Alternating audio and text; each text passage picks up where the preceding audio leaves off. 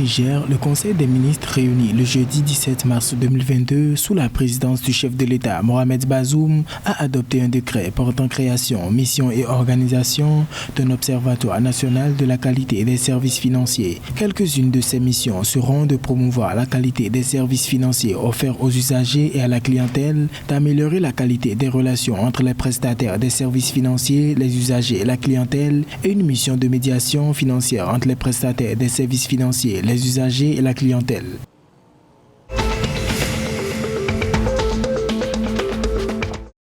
Le conseil d'administration de la Banque ouest-africaine de développement BOAD a approuvé 5 propositions de financement de projets pour un montant global de 63,735 milliards de francs CFA. Parmi ces financements, il y a la mise en place d'une ligne de crédit à court terme en faveur de la Banque nationale pour le développement économique BNDE pour le refinancement partiel de la campagne arachidière 2021-2022 au Sénégal. L'opération de 10 milliards de francs CFA permettra de financer l'achat de plusieurs milliers de tonnes d'arachides auprès des producteurs du bassin arachidier.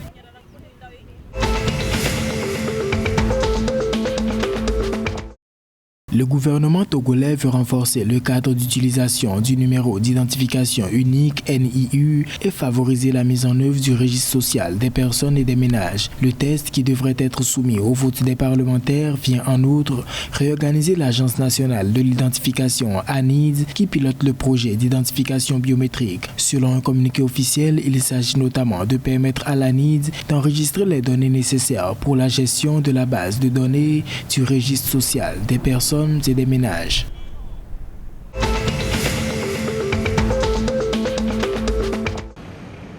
Au Mali, le ministère de l'administration territoriale a publié le 17 mars 2022 dans la matinée un communiqué annonçant son intention d'engager une procédure pour suspendre les chaînes RFI et France 24. Le gouvernement malien estime que de fausses allégations ont été rapportées dans un reportage les 14 et 15 mars dans lequel RFI a donné la parole à des victimes présumées des actions qui auraient été commises par l'armée malienne et le groupe privé russe Wagner. Le groupe France Média Monde concerné a à travers des notes officielles déploré cette annonce et proteste contre les accusations qu'elle traite d'infondées, mettant gravement en cause le professionnalisme de ces antennes.